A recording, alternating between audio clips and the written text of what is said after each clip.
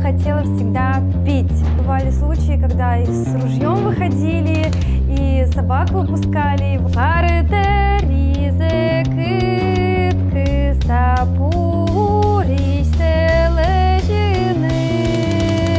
Интересуешься наукой и прогрессивными идеями? В проекте «Ну-ка, наука» мы расскажем о молодых ученых Удмуртии, их исследованиях и достижениях. Мы познакомим вас с лучшими и перспективными, теми, кто знает, как устроен этот мир с научной точки зрения.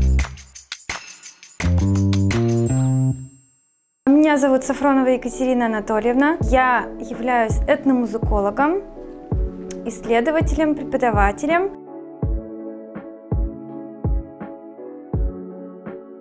Я занимаюсь изучением народной традиционной музыкальной культуры удмуртов, народов России и русских в том числе. Моя работа связана с экспедиционными выездами, с записью традиционного музыкального фольклора в его живом бытовании от народных носителей.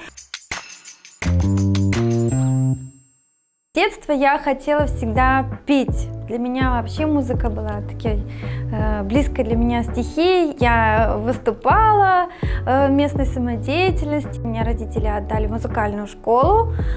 Я там училась, входила в фольклорный ансамбль местный. Там уже начались первые такие шаги по исследованию народных песен.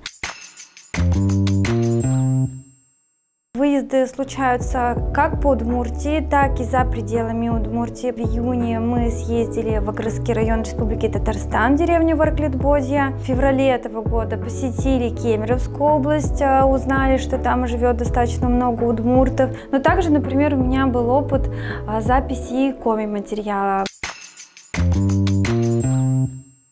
В 90-х годов Удмуртский научно-исследовательский институт выпускает серию сборников «Удмуртский фольклор», он так и называется, да, посвященным разным районам, разным песенным традициям.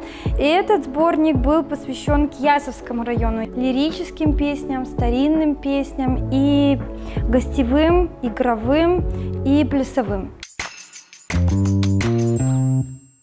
Например, песня из Карамас-Пельги. Парытеризе кытки сапуриш сележины эвеле милям чеберно вожьосмы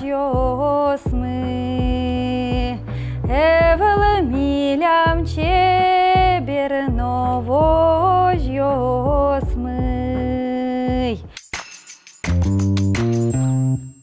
Бывали случаи, когда и с ружьем выходили, и собак выпускали, в общем, всякое бывало.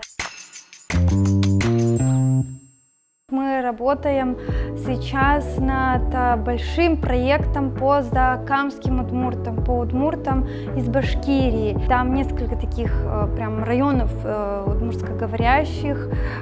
Традиция живая, она очень мобильная, и песни получаются немного, наверное, сложнее, чем обычно удмуртские мы привыкли, потому что все-таки влияние тюркского языка, тюркской мелизматики и мелодики очень сильное, поэтому задача была непростая.